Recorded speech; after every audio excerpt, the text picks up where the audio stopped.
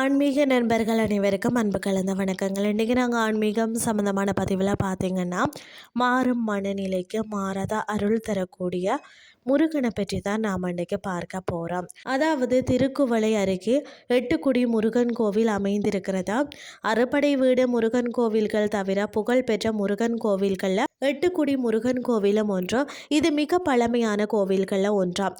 அதாவது அருணகிரிநாதர் இந்த கோவில் குறித்து பாடல்களை இயற்றியுள்ளாராம். நாகப்பட்டினத்தில் பார்த்தீங்கன்னா திருத்துறைப்பூண்டி சாலையில், அதாவது சீராவட்டம் பாலம் என்ற இடத்துல இறங்கி 8 செல்லும் பாதையில் சென்றால் இந்த தலத்தை அடையலாம். 8 முருகன் தலத்தில் சஷ்டி விரதத்தை கௌரி விரதத்தையும் ஒன்றாக கடைபிடிப்பது சிறப்பு. தீபாவளி அன்று கொண்டாடப்படும், அதாவது கேதார கௌரி விரதம் தோன்றிய தலம் தான் இது. இங்குள்ள முருகப்பெருமான் வள்ளி தெய்வானையுடன் மயில் மீது காட்சி தருகிறார்.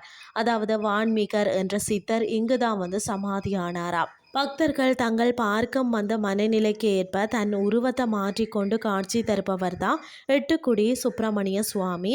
குழந்தையாக நினைத்து பார்த்தால் குழந்தை வடிவத்திலேயும், முதியவராக நினைச்சு பார்த்தால் வயோதிக அதாவது வடிவத்திலேயும், இளைஞனாக நினைச்சு பார்த்தால் இளைஞர் வடிவத்திலேயும் காட்சி தருவாராம். அதாவது பார்த்தீங்கன்னா, கோயிலில் முன்பு இருக்கக்கூடிய சரவண பொய்கை தீர்த்தத்தில் கைப்பட்டாலே பாவ நிவர்த்தி ஆகிவிடும் என்பது சிறப்புடையதாக இருக்கிறது.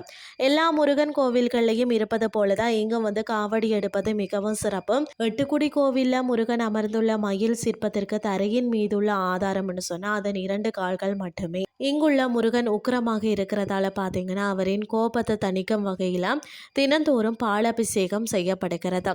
குழந்தைகளின் பயந்த சுவாபம் நீங்கவும், திருமண தடை, குழந்தை பாக்கியம், கல்வியில் சிறந்து விளங்க இறைவனை பிரார்த்திக்கலாம். இன்றைய ஆன்மீகம் சார்ந்த பதிவு உங்களுக்கு பிரயோசனமாக அமைஞ்சிருக்கும்னு சொல்லி நானும் நம்புகிறேன். இதே மாதிரி மற்றொரு ஆன்மீகம் சார்ந்த பதிவோடு உங்களை சந்திக்கிறேன். நன்றி.